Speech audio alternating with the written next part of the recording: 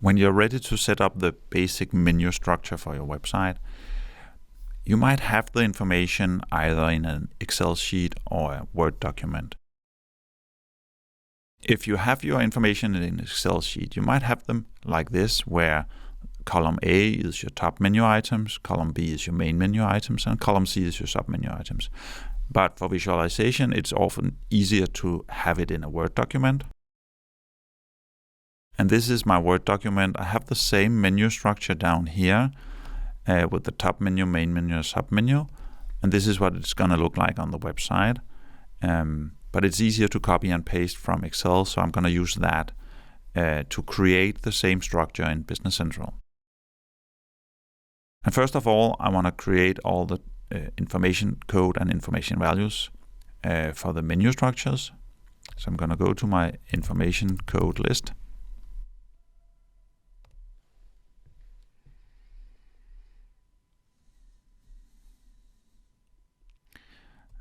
And here I'm going to locate, first of all, the top menu, which is down here somewhere.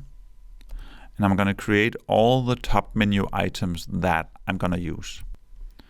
And I do that by copying from my Excel sheet and then just pasting it into here. If you have very long menu names, you might want to do a shorter information value and then use the description field for the long name.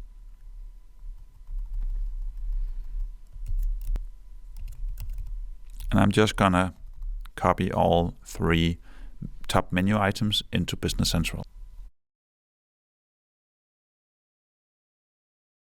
After creating the top menu, I'm going to do the same with all the main menu items.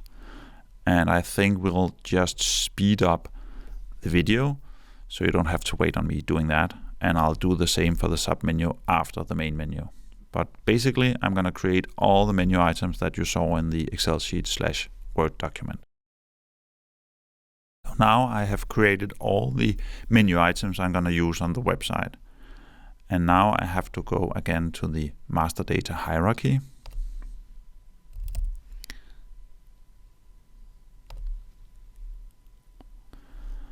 And I'm going to go to the master data relations, which is where I build the relation between the different levels.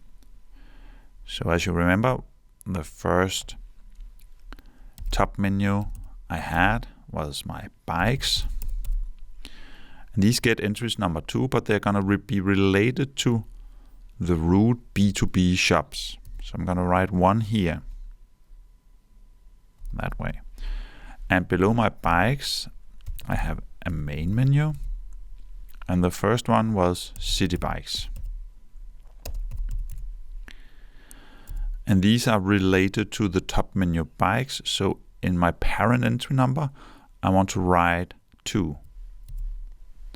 And I get a visual cue at the right if it's correct what I'm doing. So this is a top menu item to the B2B shop, and this is a main menu item below the bikes in the B2B shop. And I got another main menu item that was Colibri bikes.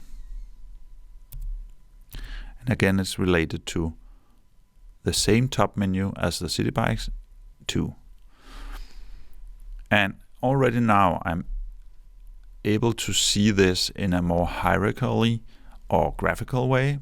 If I go back to the master data hierarchy page and click the refresh only logical hierarchy,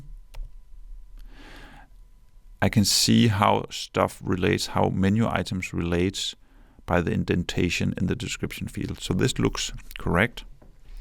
And I can keep up building the entire hierarchy. And I'm going to do that really quick. Again, I'm going to get it sped up so you don't have to watch me do it to see the resulting hierarchy. Now I'm done building the menu structure. And as you can see, I've created the top menu items. And every time I create a top menu items, I need to relate it to the root shop. And the items below is to that top level. And this should look pretty cool in the overview. So I'm going to refresh my logical hierarchy. I can also refresh with items, but we haven't added any items there yet, so that's not an option right now, but I can refresh only my logical group hierarchy. And I get this B2B bike shop.